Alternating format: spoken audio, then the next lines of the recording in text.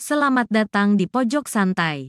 Sebelum Anda mendengarkan audiobook ini, kami menginformasikan bahwa channel ini adalah review audio dari buku yang ada di Indonesia. Untuk membaca keseluruhan buku ini, kami menyarankan membeli buku aslinya di toko buku kesayangan Anda, baik offline maupun online. Keberadaan channel ini dimaksudkan untuk membantu Anda mendapatkan pengetahuan dari buku-buku kesayangan Anda.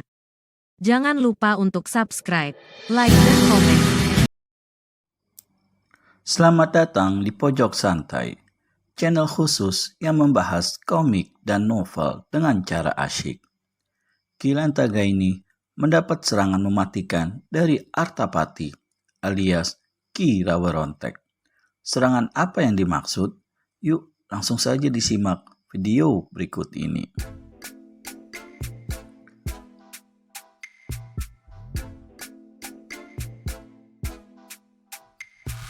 Artapati segera menghempas tubuh Kilantagaini begitu saja. Selanjutnya, dia tertawa penuh kepuasan.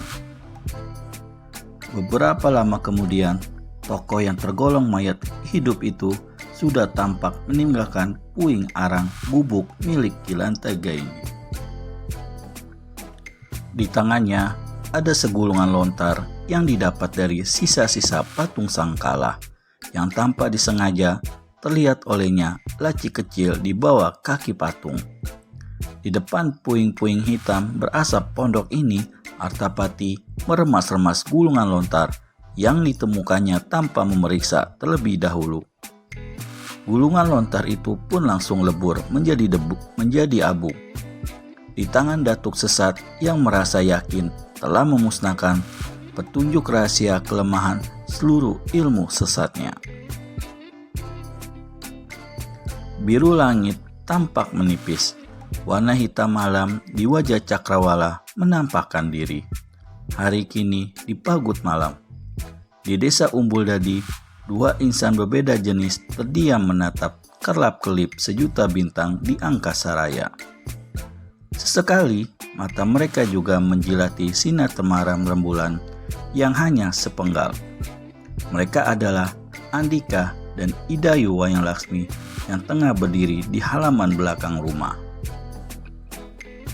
Sejak sore tadi, Idayu Wayang Laksmi terus memagari diri dari Andika dan Andika diam tak beranjak sedikit pun dari tempatnya. Sampai gelap pun merambah, dia tetap berdiri tanpa sepatah kata terucap. Karena kebekuan Idayu Wayang Laksmi, Andika jadi tak berani mengusiknya. Cukup lama juga pendekar Slebor berdiri saja di sisi gadis ayu itu. Sama-sama mematung, sama-sama bisu. Maafkan kalau ucapanku sore tadi menyinggung perasaanmu, Laksmi, ucap Andika akhirnya. Andika terdiam sebentar. Aku mengaku salah karena tak pernah mengatakan hal yang sebenarnya, sambung pemuda itu perlahan. Idayu Wayang Laksmi tak bergeming dari sikap semula. Tetap berdiam diri, seperti area yang tak berusik badai. Sungguh, aku sulit mencintaimu, Laksmi. Sulit mencintaimu. Aku Andika. Kenapa beli? Tanya Idayu Wayang Laksmi menggugurkan kebisuannya. Mata indahnya tetap terpaut nanar pada sebuah bintang yang bersinar paling terang. Karena Andika kehabisan kata-kata. Kurasa karena aku memang sulit mencintaimu. Aku bukan menanyakan itu, Beli. Aku bertanya, kenapa selama ini sikap Beli seolah memberi banyak harapan padaku? Ucapan Idayu Wayang Laksmi menyudutkan pendekar tampan itu. Sekali lagi, aku mengaku salah, Laksmi. Sewaktu pertama kali berkenalan, aku memang tertarik padamu. Kau memang ayu, pribadimu pun mengagumkan. Pemuda mana yang tak akan tertarik? Begitu juga aku. Tapi setelah cukup lama mengenalmu, baru kusadari kalau aku hanya tertarik. Tak lebih dari itu. Garis-garis bening mulai turun di dua belahan pipi Idayu Wayang Laksmi, membiaskan cahaya redup rembulan. Benaknya mengulang-ulang pertanyaan Andika barusan dalam nada kecewa. Hanya tertarik. Jadi, selama ini Beli tak pernah mencintaiku, tak juga menyayangiku. Tanya gadis itu tersendat, diberontaki rasa sesak yang menanjak ke tenggorokannya.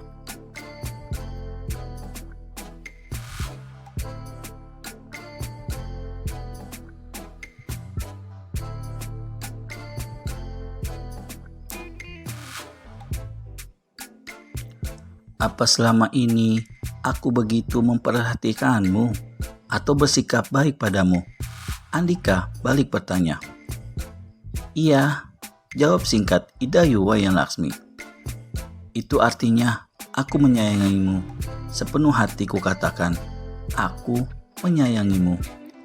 Tapi kau jangan salah duga, menyayangi bukan berarti mencintai layaknya seorang kekasih. Tutur Andika di antara hempasan-hempasan napas kecil. Kenapa? Kau tak bisa mencintaiku? Susul Idayu Wayang Laksmi. Andika menarik napas dalam, disapunya anak rambut ke belakang kepala dengan kedua tangannya. Entahlah, desa pemuda itu.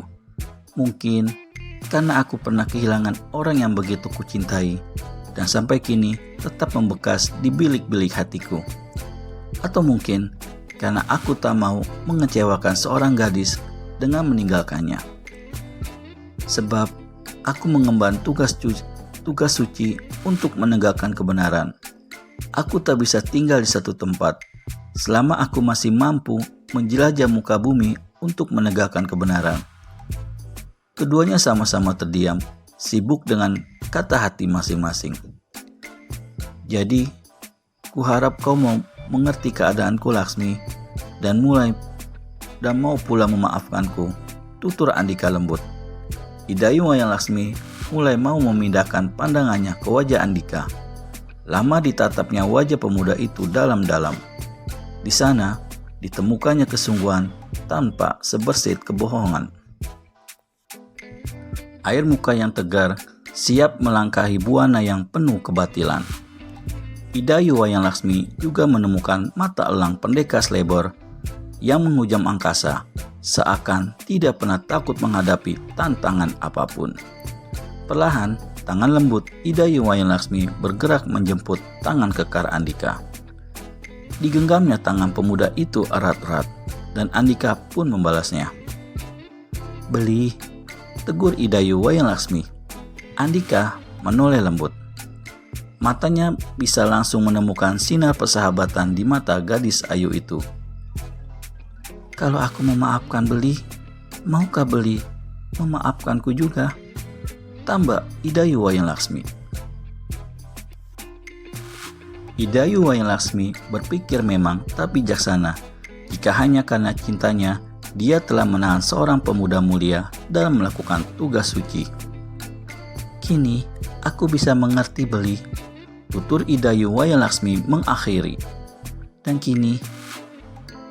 kini aku pun memaafkanmu Laksmi, ujar Andika tersenyum.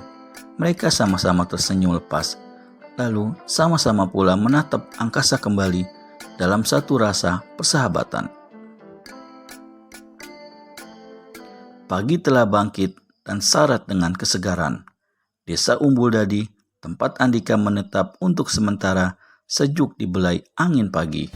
Pepohonan memendarkan warna hijau samar saat matahari menyapa ramah dari tempat munculnya. Pagi-pagi sekali, pendekar Slebor sudah duduk di anak tangga rumah Idayu Wayang Laksmi. Semalaman, matanya tidak bisa dipejamkan. Bukan karena Idayu Wayang Laksmi, dia sendiri tidak tahu kenapa. Yang jelas, semalam hatinya malah terus bertanya-tanya, kenapa masih berada di sini? Bukankah semestinya dia sudah melanjutkan perjalanan seperti yang dikatakannya pada Idayu Wayang Laksmi semalam? Semenjak pertarungan dengan sepasang Datu Karang dulu, timbul keengganan pendekar Slebor untuk meninggalkan wilayah ini. Dia sendiri bingung, seolah-olah nalurinya menahan agar dirinya tetap di desa Umbul Dadi ini. Aneh, apakah urusan ini belum selesai? Gumam pendekar Slebor bertanya pada diri sendiri.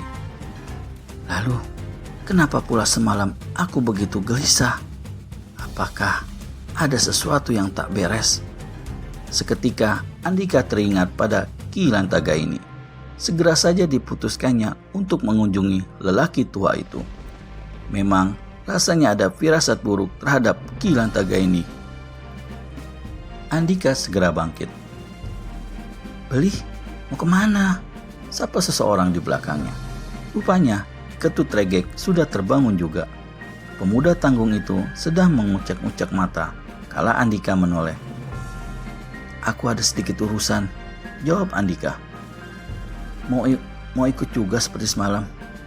Ah, tidak Beli, terima kasih. Tukas Ketut Regek cepat. Dia memang tidak mau lagi dijadikan patung hidup oleh Andika seperti semalam. Sampai-sampai seluruh tubuhnya pegal-pegal. Andika pun tertawa, namun segera beranjak pergi. Seketika, pendekar Slebor melesat pergi dengan mengerahkan ilmu meringankan tubuh yang sudah sangat tinggi. Begitu cepatnya, sehingga begitu Ketut Regek menoleh kembali ke arah Andika, pendekar muda itu sudah lenyap bagai tertelan bumi. Bagaimana reaksi Andika alias pendekar Slebor saat menemukan kondisi Ki Lantaga ini yang sudah tidak bernyawa? Temukan jawabannya di video selanjutnya hanya di channel Pojok Santai. Segera subscribe dan tekan tombol lonceng untuk mendapat notifikasi video terbaru dari kami. Terima kasih dan sampai bertemu kembali.